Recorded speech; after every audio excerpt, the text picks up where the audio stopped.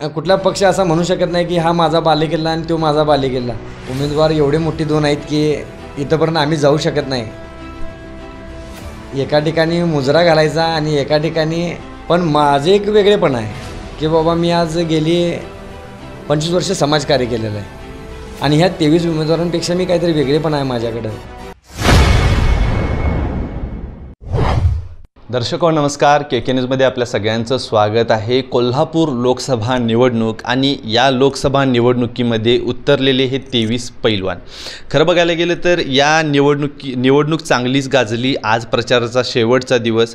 खरं बघायला गेलं तर निवडणूक चांगलीच गाजली, चांगलीच रंगली. आज प्रचाराचा शेवटचा दिवस आणि आज आपल्यासोबत आपल्या स्टुडिओमध्ये आपल्यासोबत बोलण्यासाठी संदीप संकपाळ सर आहेत. स्वतः अपक्ष म्हणून ते या रिंगणामध्ये उतरलेले आहेत. साहेब नमस्कार. नमस्कार. के न्यूजमध्ये आपलं स्वागत आहे. काय सांगाल, काय प्रतिक्रिया द्याल? या रिंगणामध्ये आपण उतरलाय, उमेदवार म्हणून काय प्रतिक्रिया आहे? आज या प्रक्रियेमध्ये उतरायचं कारण असं की गेले 2014, 2019 आणि आज मी 2024ला लोकसभेला उभारलो आहे. तर आज या ठिकाणी उतरायचा प्रश्न बी असा आहे की गेली अनेक वर्ष प्रश्नावर प्रश्न पडत गेलेले आहेत कोल्हापूरसाठी. कोल्हापूरच्या विकास या माध्यमातून तरी विकास हा झालेला नाही. तसं जर बघायला गेलं तर कोल्हापूरमध्ये एक ना अनेक प्रश्न आहेत. उदाहरणार्थ राधानगरच्या धरण गळतीचा प्रश्न असेल, काळामोडी धरणाचा. तसेच या ठिकाणी बघितलं तर आपण रंकाळ्याचा केंद्रामुक्त प्रश्न, तर हा कित्येक वर्षे कमीत कमी 10 वर्ष तरी होऊन गेले असतील. कित्येक निधी मंजूर झाला, कित्येक निधी मंजूर होऊन त्यातला प्रश्न हा सुटलाच नाही. तसेच आज 100 कोटीचे रस्त्यासाठी विकास निधी मंजूर झाला, तर तो विकास निधी फक्त कागदावरच आहे. तसेच पाण्याचे प्रश्न असतील, तसेच पर्याय व्यवस्था पाण्याची असतील, तसेच लोकांचे IT पार्काचे प्रश्न असतील, तसेच शिक्षणाचे प्रश्न असतील, तसेच युवक वर्गांचे आज बेरोजगाराचे प्रश्न असतील, तसेच आज शहरातील महिलांचे स्वच्छतागृहाचे प्रश्न असतील. असे एक ना अनेक असे घन प्रश्न शहरासाठी किंवा जिल्ह्यासाठी निर्माण झालेले आहेत. तसेच ग्रामीण लेवलला वर्ग 2 नंबरच्या जमिनीचे प्रश्न असतील, धरणग्रस्त प्रकल्पाचे प्रश्न असतील. असे सांगायचं झालं तर ते प्रश्नांचा कित्ता गिरवला जाईल एवढे प्रश्न आहेत. पण या प्रोशरमधले नेत्यांना हे प्रश्न दिसत नसतील का? सर्वसामान्यांचे प्रश्न जर हे ते प्रश्न सुटत नसतील तर आमच्यासारख्या सर्वसामान्यांना हे पायाभूत सुविधेला काय प्रश्न आहेत हे प्रश्न माहिती आहेत. म्हणून आज आम्ही या ठिकाणी हे सोडवण्यासाठी, हा गुंता सोडवून विकासाच्या माध्यमातून काम करण्यासाठी आज आम्ही या ठिकाणी लोकसभेला उभारलो. बरं, आता लोकांच्याकडून ह्या संदर्भात प्रतिसाद कसा चालू आहे? तसं तरी आज बघितलं तर लोकांचा मला प्रतिसाद चांगला आहे. बॅटरी या चिन्हासमोर 100% बॅटरी चिन्ह उजेड पाडेल, 23 नंबरचं बटन उजेड पाडेल असं लोकांना वाटते. आणि लोकांचा प्रतिसाद माझ्या बाबतीत चांगला आहे. कारण का पहिले उमेदवार 5 वर्षे आलेच नाहीत आणि आता परत धनदांगडे उमेदवार आहेत. हे 5 वर्षे येतील का नाहीत याचा विश्वास नाही. त्यामुळं सर्वसामान्य व्यक्ती म्हणून माझ्याकडं लोकांचा कल आहे, सर्वसामान्य जनतेचा माझ्या बाजूनं कल आहे. बॅटरी हा एकमेव असं चिन्ह आहे की ते नक्की कोल्हापूरवर उजेड पाडून कोल्हापूरच्या विकासामध्ये निवडून आणण्याच्या प्रक्रियेमध्ये आणि कोल्हापूरच्या विकासामध्ये विचारविमर्श करून चांगलं नेतृत्व करून कोल्हापूरला कुठंतरी स्वच्छ कोल्हापूर, सुंदर कोल्हापूर यासाठी निवडून देईल. आपण भेटताय लोकांना, लोकांशी बोलताय, लोक काय म्हणतात हो तुम्हाला? सांगतात काय असं मतदान ह्या वेळेला आम्ही करणार असं काय बोलतात? आज लोकांचं मत तसं बघितलं तर उमेदवार एवढे मोठे दोन आहेत की इथंपर्यंत आम्ही जाऊ शकत नाही. एका ठिकाणी मुजरा घालायचा आणि एका ठिकाणी तसं बघितलं तर 5 वर्षे आलेच नाहीत. या दोन्ही गोष्टीमधनं आमची इच्छा तसं मतदान करायची नाही.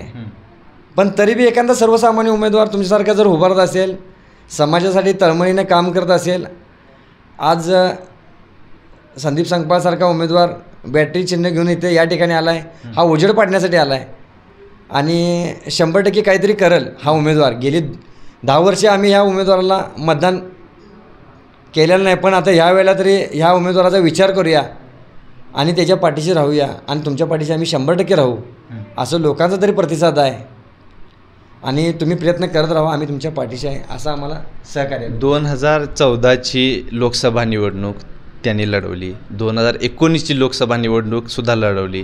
2019च्या निवडणुकीमध्ये माझ्या अंदाजानुसार 11,000 होय मतदान पडलं. 11,000 मतदान घेतलं होतं.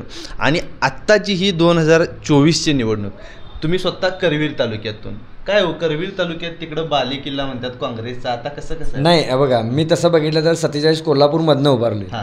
करवीर तालुका मी एकटा तालुका माझा असं म्हणणार नाही, कारण का आज चंदगड असेल, आजरा असेल, गडिंग्लज असेल, कागल असेल, कोल्हापूर दक्षिण असेल, कोल्हापूर उत्तर असेल, तर हे सगळा जिल्हा हा माझा आहे, फक्त मी एकटा करवीर तालुक्याचा नाही. तसं लोकांनी मला ह्या लोकांचे सर्वांचे जे प्रश्न आहेत माझ्या जिल्ह्याचे, कोल्हापूर 47चे जे प्रश्न आहेत ते प्रश्न सोडवण्यासाठी मी आहे, एकटा करवीर तालुक्याचा म्हणून मी नाही. आणि कुणाचा बालेकिल्ला हे काय ठरवून जनता सांगत नाही, जनतेनं कोल्हापूर बालेकिल्ला हे जर कोण म्हणत असेल, मग कुठलाही पक्ष असू दे, कुठल्या पक्षावर मी टीका करत नाही, पण कुठला पक्ष असा म्हणू शकत नाही की हा माझा बालेकिल्ला आणि तो माझा बालेकिल्ला. जनता जनार्दन आहे आणि जनता माझी कोल्हापूरची सुज्ञ आहे आणि ती विचारविमर्श करून नेतृत्व करणाऱ्यालाच ती विजयी करणार आणि बॅटरी या चिन्हासमोरच ती आज मतदान करून 100% उजेड पाडणारा हा उमेदवार आहे, म्हणून मला सहकार्य करेल. आता बघायला गेलं तर ह्या लोकसभा मतदारसंघामध्ये प्रलंबित भरपूर असे प्रश्न आहेत, त्या प्रश्नाला वाचा फोडणारा खासदार हवा अशा ह्या लोकांची मागणीसुद्धा आहे. तुम्ही उमेदवार म्हणून, उद्याचे खासदार म्हणून या लोकांना काय आव्हान कराल की मी हे व्हिजन घेऊन चाललो आहे, व्हिजन काय सांगाल तुमचे? माझं पहिलं व्हिजन म्हणजे कोल्हापूरमध्ये IT क्षेत्र एक तयार झालं पाहिजे. तसेच दुसरी गोष्ट म्हणजे खंडपीठाचा माझा प्रश्न सुटला पाहिजे. तसेच धरणग्रस्तांचं माझ्या धरणग्रस्तांचे जे प्रकल्प आहेत त्यांचे अनेक प्रश्न रखडलेले आहेत, त्या माझ्या सर्वसामान्य धरणग्रस्तांसाठी मला 100% ह्यांचे बी प्रश्न मी सोडवण्यासाठी आज आलेलो आहे.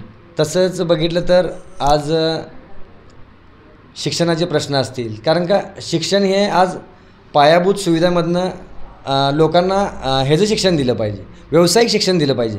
कारण का नुसतं शिक्षण घेऊन उपयोग नाही, कारण का आज परिस्थिती ती राहिली नाही.